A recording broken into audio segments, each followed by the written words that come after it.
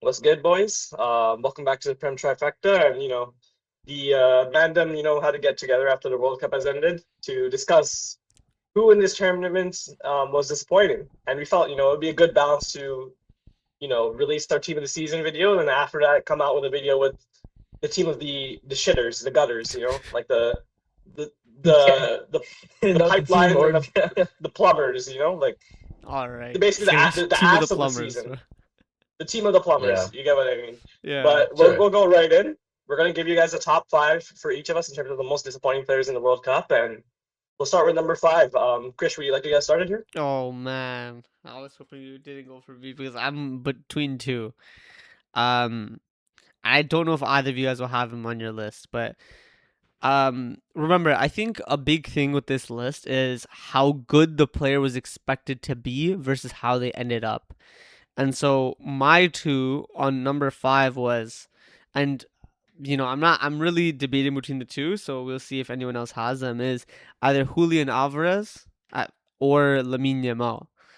Uh, um, that second name feels like a little crazy given that he won the World Cup, but I'm looking at single performances and Julian Alvarez really had a disappointing tournament in terms of overall. I don't think he did that much, didn't have that much of an impact. He ended up starting later on, and I know both of these players kind of came off of an injury, so that's why they're fifth for me. But Julian Alvarez really only had one notable moment I can think of, and not much impact for Argentina. Just Lamine Yamal, same thing with him. He had one goal. He had an impact, probably a bigger impact than Julian Alvarez, so I'll probably lean towards Julian Alvarez, but he had a higher expectation as well. As we thought that if Spain were to win the tournament, Lamine Yamal would be their best player, or one of their best players at least. So the fact that I don't know if I would even consider him top three, maybe even top five, honestly, is not worrying, but is definitely disappointing. So I would probably lean towards Julian Alvarez, but I think Lamine Yamal definitely has a shout. Okay, fair. I mean, I don't agree with the Lamine Yamal take, to be honest with you. Um, but Julian Alvarez, I get the shout for. Ashton, you like to receive would you like to say your fifth? Receive, all right. I actually had a tie between fifth as well. It was Alvarez, and for me, the other player was actually Valverde. Because, Federico Valverde. Fair, I fair. didn't even think yes, about him, but because yeah, fairs. genuinely, I thought, I knew this Uruguay team wasn't going to make it far, but I still thought Valverde would have a big role to play in.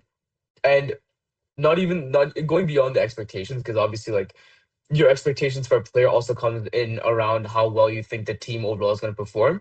Mm-hmm. So for me, my expectations weren't too high of him. But the problem is that there's not even a single game where you can say he had a great game. I feel even the second half against Saudi, which I feel notably was one of Uruguay's best 45 minutes. Even in those 45 minutes, I couldn't even say Valverde had an impact. So for me, I think I'm gonna probably put Valverde over Alvarez. Fairs. Fair. Yeah. For me, Oh. I'll give a bit of context of why I picked this player here. I was thinking about the context in which this guy started games, who this guy was starting over, and who this guy was picked over. Um, and for that reason, Oh. I went Nani Madueke at fifth. Hmm. The best top for this guy is remember the Raheem Sterling memes with the guy with the ball. He was like this guy was like pass the ball, this guy dribbled it out of bounds. Your equivalent to that in this tournament is Nani Madueke. Yeah. Absolute, absolute. And you think of it one way: semifinal. Tuchel starts his guy over Bukayo Saka. No, semifinal. Roger started. We've talked about this before, bro. Oh, Raj. Okay, Morgan Rogers starts. You have Nani Madueke starting in other important games, and we have Saka starting in the fucking like non-useless third place Yeah, but game. that's not his fault. That's the manager's fault. But still, you start the guy for a reason, and the guy doesn't give you performances, bro. That's not He, true. Every single game he's a threat. Like I would say honestly, a, I'll threat, be a, threat, real. a threat to go out of bounds, yes. No, but also, come on, let's be real. He's an outlet for the team. Like, let's go beyond the social media narratives. Like, he is final ball. We know this. He played for both our clubs. His final ball is cheeks. But firstly, I don't think we had much of an expectation on what he was gonna do in the tournament. We know what he is. We know he's a threat in terms of in behind. We know he's able to. He's always gonna be a threat, whether that's off the bench or whether he's starting, and he's always gonna make the left back think and not go as far advanced because of his pace in behind and his ability to, potentially create a chance or get a good opportunity, whether he seizes that or not. Usually he doesn't. But I think the expectation isn't that high on him. We know what he is, we know what he did, and I think compared relatively to what we expected of him, he did that. He legitimately he did what we expected. I think if you want to blame anyone, you blame Tuchel's tactics because Tuchel wanted real wingers, and he served up a real winger performance. Like I don't think he should be on this list. Like I don't know. He did what For exactly what me, he's supposed yeah, to. like I think like if you think about performance wise, I agree with your Sean, but at the same time, I think expectations need to come into this, and I don't think anyone was saying Madueke is going to be England's player of I don't. the I player of still the don't think tournament. Madueke was that bad. He was okay. Like He wasn't that always. bad. No, I He's agree. okay but like like, always. But you can't put in the bias that like, oh, he was chosen over these players, and so yeah, like that's expectation, because no, that's not really the case. He was chosen because the other players didn't have good seasons, and they didn't have good seasons enough to choose them despite their profile. The reason Madueke got chosen was because of his profile specifically as a real winger, and those other players would have probably got selected if they had good seasons just because of how good their seasons might have been.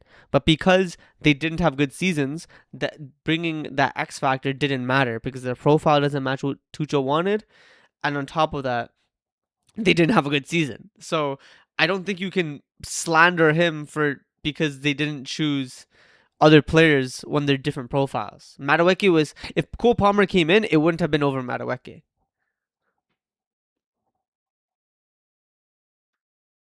I just want you to know right now. He already said he's gonna have a rage bait pick for you, so yeah, that was his rage bait pick. Yeah, that's very rage bait. It was not even rage bait. I'm just like, bro, what are we doing here?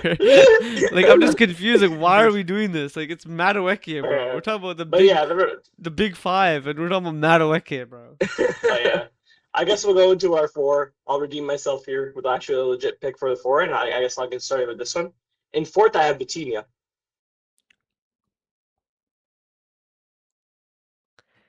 Yo, I'm excited to Ma- see your next three picks, bro. Yeah, mine is way higher. Vitinha is Mine way is way higher on my higher as well. list. I thought like Yeah, when he said yo, the top two is kind of confirmed. I thought Yeah, Vitinha and someone else. Yeah. like I think 3 and 4 for me are kind of exchangeable. And if I were to like be like honest with you, you can slide this whole Portugal midfield into disappointing players list because respectfully, they just like that whole midfield just stank it up. Like let's be completely honest with you. Yeah.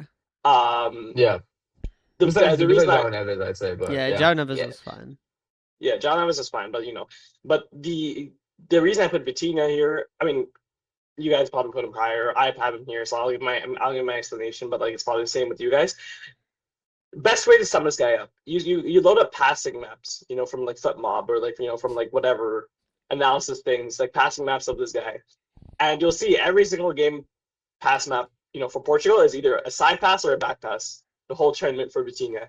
Bro's job is literally just to pass the ball back or to pass the ball to the side and like run around. Literally did not contribute like anything after. And you think, honestly, like my point, it's a slack against the whole Portugal midfield too, because with a midfield that good, there's no way you don't create as little chances as you do. Yeah. There's no way you get,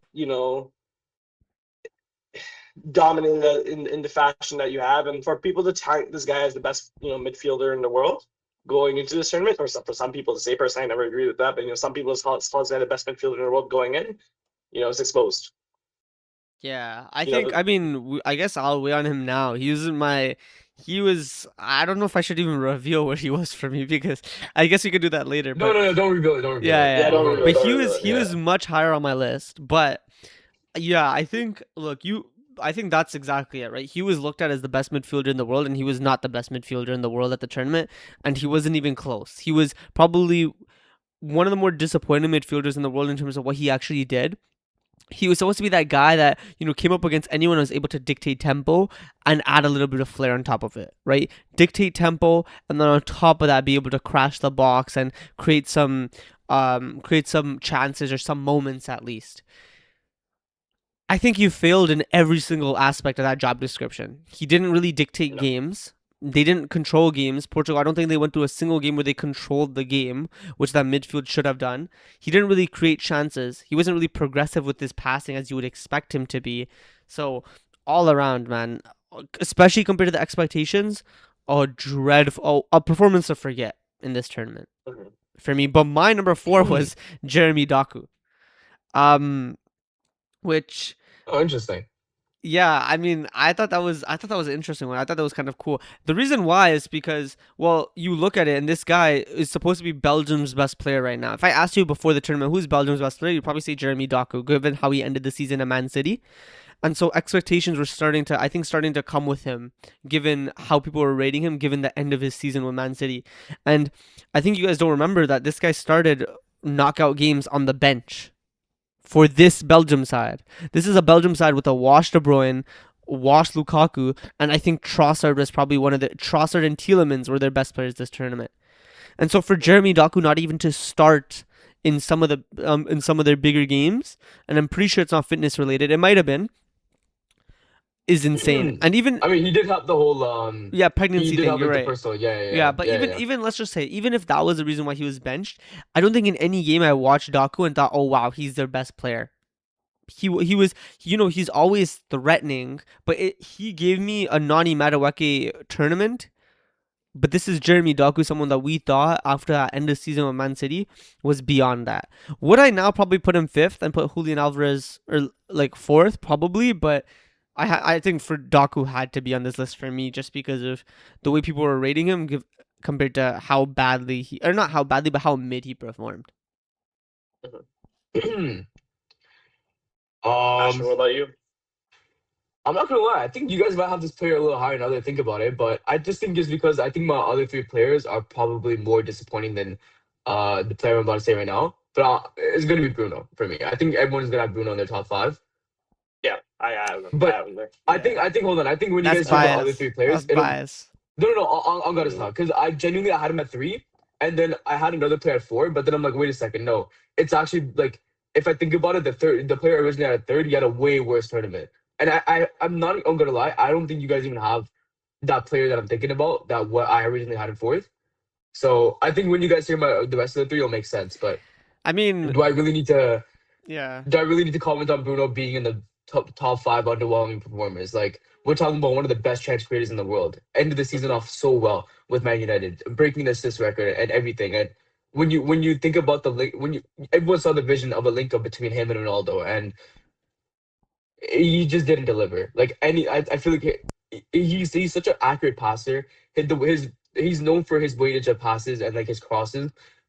When every single time I saw him play, he had a couple moments here and there, but otherwise, if you think about overall impact, if you're comparing the impact that he had on United, nowhere near the same as you could think that he had an impact on Portugal. And even in that midfield, like I said, everyone coming into this tournament was saying Portugal has the best midfield. Best 10, Vitinha going up for a Ballon d'Or, and João Neves, right? But he like if there's a reason that he didn't deliver, it's because of Bruno as well, and you have to put his name in there. I feel Mhm. just because of how high expectations was. Yeah. I have him, but higher. Yeah.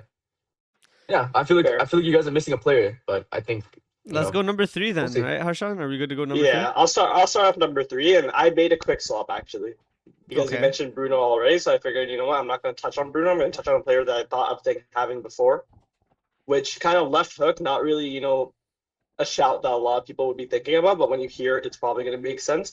I have Christian Pulisic at number 3. And No, like, I hear it, but fuck you, no, that's left I didn't hook. expect that, bro. That's yeah, fuck you, no, that's left it hook. is left. That's what I'm saying. It is left extremely left hook. Like, I'll be so real with you. It is No, very left it's hook. fair though. It's fair. No, no, It's fair. explain it. But here's my take on Pulisic, right? You could say the U.S. In general, they had like a relatively okay World Cup. Like they overexceeded the expectations, they overperformed, right? But Pulisic, realistically, he had that game, the first game against, what was it, Panama, I can't remember. where he was Hmm. where he was fantastic in. And then we never heard from the guy after that game. To be honest, he I genuinely mean, he had he that did have an amazing. injury. He did have an injury, yeah. So he was out for like one game. Like genuinely, he had a great game against Panama, and then he basically just disappeared off the face of the earth. And then not even the Americans are mentioning Captain America the rest of the tournament. You know, I mean, fair that's enough. what it is for you. Yeah, fair enough. Like I go. Like genuinely, like a player like him was built up to be so good going into tournament to be America's star man. You hear of him for one game, and like not even the Americans are talking about him for the rest of the The tournament. LeBron James of soccer, man. The LeBron James of soccer is not even mentioned. Yeah. Like genuinely after the first game, like have you guys seen this guy's name anywhere?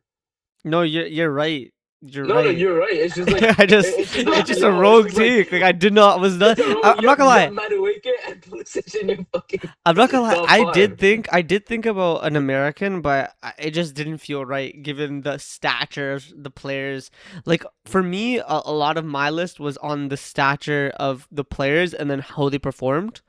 And especially how they ended the tournament, how their team kind of looked, and how their team kind of looked at them given the end of the tournament. So my third place is Musiala, which I don't know if you guys thought about him at all. I thought I that feel like would. that's a little harsh, but I yeah. thought of him. I mean, Let it's me explain team why. underwhelming. To Let be me honest, explain but- why. Let me Yeah. explain why. So first of all, yes, their team was underwhelming, but I think for me, what shows a lot is when your team starts to perform better when you come off the pitch to the point where you get phased out of the team. And so you look at Germany's team against Paraguay, they started with Undav, Musiala on the bench. Musiala, no impact this tournament, I think, relatively. Verts had an impact, Musiala didn't. I don't think Musiala, when you're looking at your biggest players, and this is what I'm talking about Doku, so I'm talking about Julian Alvarez, so I'm talking about Musiala, right? And some of the other players on my list. You expect at least one big moment this tournament. Right, and you know what? That's why Lamine Yamal and Julian Alvarez is fifth for me because they both had a moment this tournament. Doku didn't have a moment. Musiala didn't have a moment. And then on top of that, when you look to the idea that he was getting replaced in games by Undav, and Undav was coming on and clutching up and having big performances off the bench, so much so that Musiala got benched because Undav was better. And Undav isn't a great player. He's solid, he's okay, but this is an ex-Brighton player that went to Stuttgart. Like, it's not like he's playing for one of the best clubs in the world. He's okay. So to be outperformed by him to the point where you need to be benched because you're having that little of an impact on the state of play for your team, and then on top of that, with your country crashing out so early and you doing nothing about it in any significant manner, I think I have to. I think I had to go with Musiala third for me. I think for me, no matter what he made the list, it's just where he made it, and I think third is fair given the context of the country and the fact that he got benched. That's fair. Ashton, would you like to read the other third? Yeah, this is the player I thought none of you guys would probably have. I actually went Rafinha. Oh my god, I forgot about Rafinha. Yeah, I told I Oh completely- my god. I knew you guys forgot about Rafinha, and that's why I had him. I had Bruno third, I had Rafinha fourth, and I'm like, wait a second, at least Bruno did something. Bro, What the hell did yo? I'm telling you right now, I don't think like every single time Rafinha touched the ball for Brazil, I'm telling you, I feel like it was actually negative impact. And for a player, I can't believe you guys got Rafinha, but I for a forgot player like about him. Rafinha, him at Barca, I know he has the injury problems and such, but he returned to Barca in a good state. And Oh my him God. in that Brazil squad was atrocious. That's such He a was good so pull. bad. Yeah, so that's one of the reasons why I told you why I had I mean, Bruno in ahead of him just because of my personal expectations. But then I was thinking, and I'm like, bro, but like Rafinha didn't do anything in this Brazil squad, so but Rafinha got injured, to be fair. that's exactly what. Yeah, I know, I said that, but he also, like I said, he did return to Barcelona. He looked pretty solid. Like he ended the season pretty well.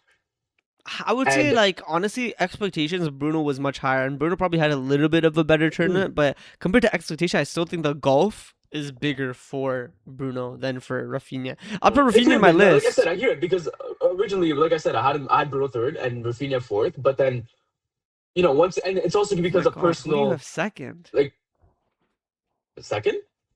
No, I'm Oh, not. who do I I'm have not. second? Don't tell me yet. But I'm just confused because Oh, that Mm, means I don't have two players that you have, which is crazy. No, I would definitely put yeah. Rafinha in my list. He'd probably go third for me as well, and then move Musiala and Hmm. Doku down. I just completely forgot about that bum. mm. Holy, Yeah. that's crazy. Yeah, I think you have to have him in there. So Yeah. yeah, I feel like is there really much to say about him? Like you know what he can deliver at Barca. Did he do at least 5% of that? And for Brazil, no, he did not. And I feel like every single time he came off, once again the team looks so much better. Yeah, fairs. So yeah, I feel like yeah. Fairs. Fair, Harshan, fair, who do you have? Who nice. do you have third? No, Well, Harshan said second now. Pulisic. Oh Pulisic right, for sorry, third. Yeah, sorry. Pulisic for Yeah. third. But I guess we're going to second now, and my second I feel is pretty controversial. I'll be honest with you, because this is the World Cup winner. You had your your Lamine shout at fifth. Ah, Because the World Cup winner. I did not have my Lamine shout here. I shouted a different player on the Spain squad. I shouted Pedri at second. Oh, you yeah, yeah, yeah. cooked. Yo, yo, You yo. You know cooked. what's Yeah, funny? You I I thought scared shouted when me you for when a Pedri you were sec, second. but building you up for cooked. You fifth. cooked. You No, no, cooked. no. Yeah, Listen. When you were building up for the fifth, and I thought you were gonna say Pedri then, and I'm like, oh shit, I guess Pedri's not even in your list. no. I should have put Damn. Pedri. And Fuck, I forgot about Pedri too, bro. and the thing with Pedri is for every single argument that you can make for Vitinha being the best midfielder in the world, the same exact argument is for Pedri. People are taking this guy as like an elite midfielder, a top guy, you know, the metronome for Spain, the creator for Spain. This guy got benched in every single knockout game to Fabian Ruiz. And even when he's on the pitch, like non-inspiration, just rotating possession, the same exact things that Vitinha would do, you would see with Pedri. To be fair, Genuinely. can I interrupt real quick? He did have a good Yeah. appearance off the bench for the final. For the If final, that sure. changes anything. But I don't think that changes it's to say I don't think that changes anything for me in terms of Pedri throughout the tournament. This guy, for the player that he is, for the magnitude of player that people were having in this tournament, calling him the best in the world over Jude, the best midfielder in the world over Rodri, calling him the best midfielder in the world over Vitinha, which should also stank up the tournament. Calling him the best midfielder in the world over Declan Rice and There you go. all these top elite midfielders here. This guy is shit. Spanking up this Okay, tournament, bro. relax. Genuinely, bro. He's not shit, but yeah. Relax. He's not shit, but genuinely non-factor. He was Stanking shit up in the this tournament, tournament. bro. He wasn't In shit, but this he was tournament, not impactful. I agree. not Yeah. impactful. Yeah, I think and go. I have the opinion of it.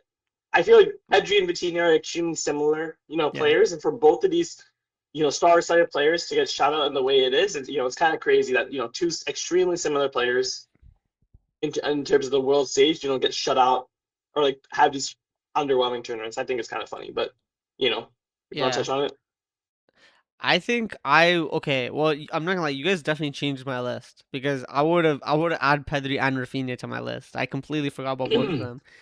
So I guess Yeah. my list does change a little bit, but my top two we've already talked about. I mean, I haven't talked about Bruno yet, so there we go. Bruno number two. Yeah. I think. Listen, for me, the reason why was because of the expectation was so high. People were talking about that he was gonna get the most assists. Elise, how he got 7 assists in the World Cup. People were talking about that Bruno was gonna do that. People were saying that Bruno was gonna basically be, the man that delivers, the man alongside another man who's my number one, that delivers the World Cup to Ronaldo, that delivers it back to Portugal for the first time ever in their history. And so when you come with those expectations and then just breaking, a record that hasn't been broken or has been set and untouched since '04, or was it '04? No, it was '03, '02, something. I 04. can't remember. No, it was '02, I think. '01, '02. Henri. I mean, breaking that record, the expectation is insane. This is probably his best season of his career, and you would expect him to be able to bring that to some degree with Portugal. But I'm listen. I think besides his 1 assist to Ronaldo in that one game, I can't remember if it was Uzbekistan or what. I feel This like is best time. generally he had a mid tournament. I don't think in Croatia, in that Croatia game he disappointed. Spain game disappointed, and I think maybe it was only the Uzbekistan game where I looked at him. I was like, okay, you know what, this is a solid performance from you. But besides that, I think he didn't show up. And if I'm looking at this Portugal team and I'm blaming anyone, I'm blaming him and I'm blaming my number one. So, you know, given that these players were, you know, I think he was given a PFA Player of the Year, the best player in the Premier League. So when you're the best player in the Premier League and you go to the world stage and can't show up, I mean, come on, I have to put you high up on my list. So yeah, especially given the season he had, I feel like, you know, some of these others, like my list now would have Rafinha, Musiala, Pedri. I think Pedri had a good season but had injuries. Rafinha had injuries and just probably came back and had a good, like a solid end to the season. Musiala's been mid this whole season in terms of because he's just been coming back, that type of thing. So maybe Pedri's the only one. Pedri and number one are the only ones that went into this tournament on good form, I would say, in terms of like in good form comparison to what their expectation already is. And so, you know, how poorly they performed is insane.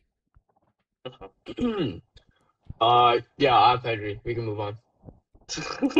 Fair enough. It's just, yeah, I'm glad you used like this you time said, on bro. the These this is I genuinely like when you're looking at the shouts of like all these Barca fans talking about Pedri, you do not see any of that in this World Cup. And for me too is yes, he did do all right. He did pretty good in the group stages. But would Spain have delivered the same if we had Fabian Ruiz instead of Pedri? Oh, I'd they did. say yeah. They did. Yeah, exactly. Sure. Exactly. So it's like I really don't know if I could say he had an impact and the same impact he would have on Barca. No, not at all. Not even close. I would say so. Yeah, honestly, you Yeah, guys we are can right. move on. I Pedri second. My one thing with him being second though is he won the fucking tournament. So it feels so like So it feels feels wrong to so do, but yeah. slanderless. It It feels feels so wrong, but once again, we're just looking at players, right? We're not looking at no valid. like we're But looking at players and impact. especially, So but he also had a good like World Cup final. Like off the bench, he did have an impact. But fair. I mean, I can't. yeah, I but can't once again, disagree. it's expectations and then how they perform, Yeah, I right? can't disagree. I Yeah. can't disagree. Yeah. Okay, who's Yeah. are we going number one, Harshan? You know, honestly, hold on. I'll- I think we should listen to Sean's number one because me and you definitely have the same number one. Sure. I'll hear my number one, and honestly, you know, my number one is more of like you can bucket like a section of a team into this number one. Harry I Kane. have a player listed here, but like the other player in that section, you can also list him like somewhere, you know, as disappointing as well. But like it's a section of a team. Number one, I have Gabriel, but the thing that I want to highlight is Brazil's center back partnership. What? No way.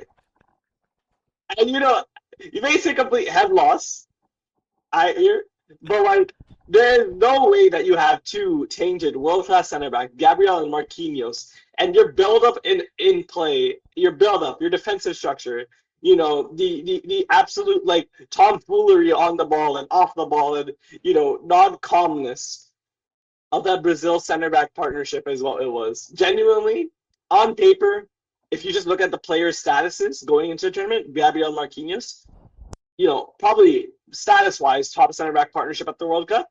Actuality, for a big team, probably one of the most shit center back partnerships in the World Cup. No build-up, tomfoolery on the ball, tomfoolery off the ball. I think you're being a little cruel, man. You know what? The problem. You know what my problem with that is? I hear it, but like, how do you have Vitinha lower than that though? How do you have Vitinha lower than Gabriel? I feel the thing is, I Marquinhos' understand if you were to say like, okay, first of all, Gabriel himself, I think he did as good as he could, bro. Like I don't think I think that's like your issue was a profiling thing, and I'm like, yo, I don't think you can blame the players for that. I think Marquinhos first of all was worse than Gabriel, so I think that made more sense, but also it's also more so on like the fact that like it doesn't always just have to be the center backs, it's also their fullbacks and then their midfielders.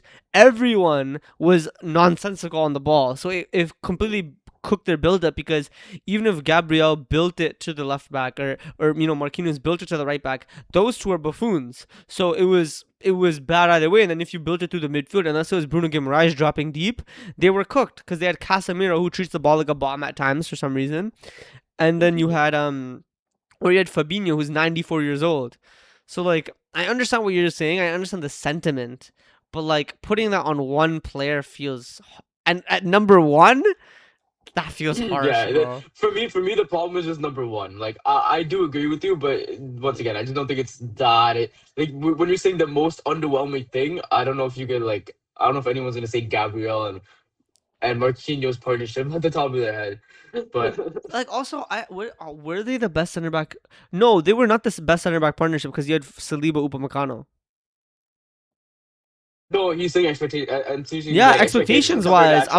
I would think Saliba Upamecano is higher than Gabriel Marquinhos. So do I. But I'm like, they're still one of the best Yeah, expected yeah, partnerships, valid. right? But Yeah, I'm yeah. Like, just. But I think also like expectations. I feel like there wasn't that much expectations on Brazil's defense in general. Like we know they had good center backs and a good goalie, but we knew that their midfield and their fullbacks were like pretty cheeks in terms of from a defensive aspect. Besides Bruno Guimaraes, so I feel like I didn't have expectations on them either.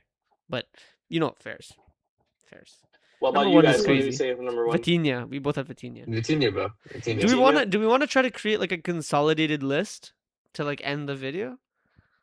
Yeah, because honestly, I feel like there's been some players that could like introduce like could maybe change your list. Or Yeah. we could do some honorable mentions here. Maybe like like one honorable mention, wrap it up like that. I feel like yeah, fairs. I feel like let me think now because I feel like we tackled so many players.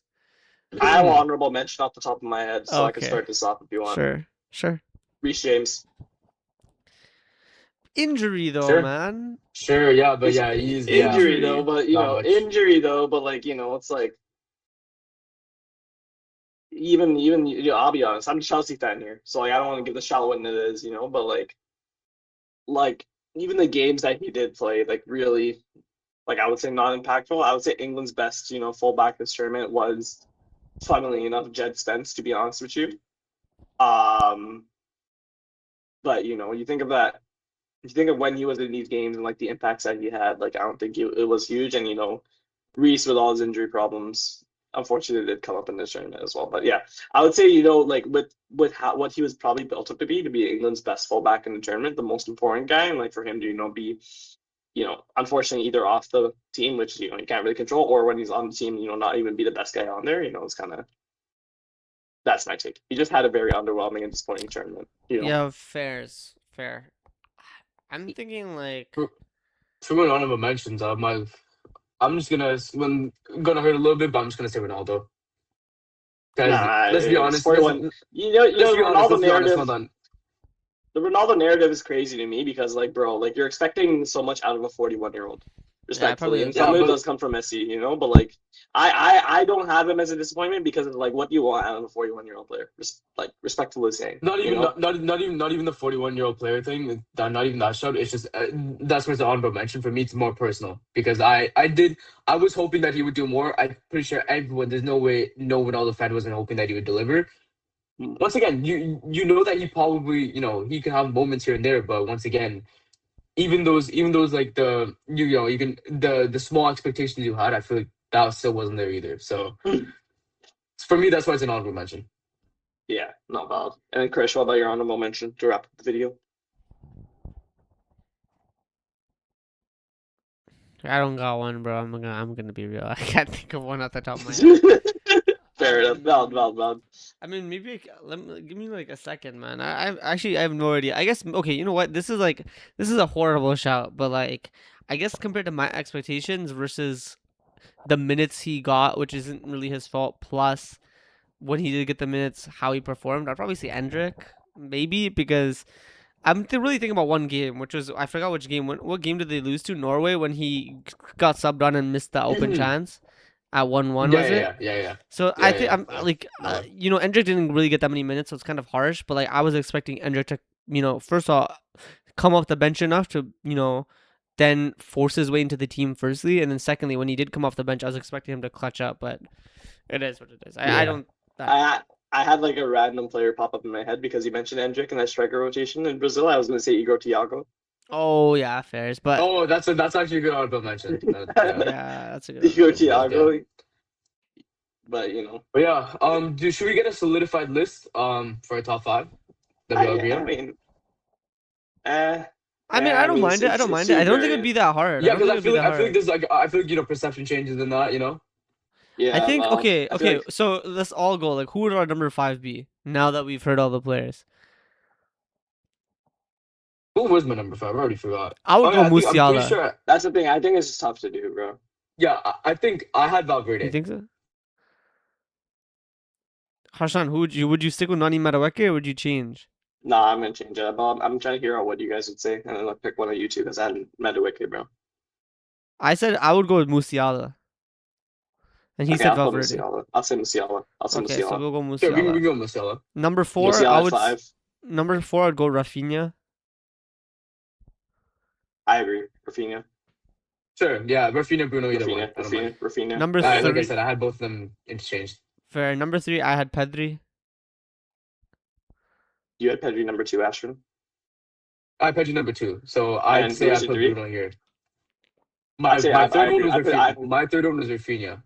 So I'd say Bruno 3. I'd say Bruno 3. Bruno Pedri 3, okay, Bruno 3, and then so we have Pedri Yeah. 2, Pedri 2. Pedri 2, and then Vitinha and 1. then Vitinha 1. Vitinha Okay, 1. nice. Yeah. There we Nice. go. Dubs. Yeah. Okay, so lift our list.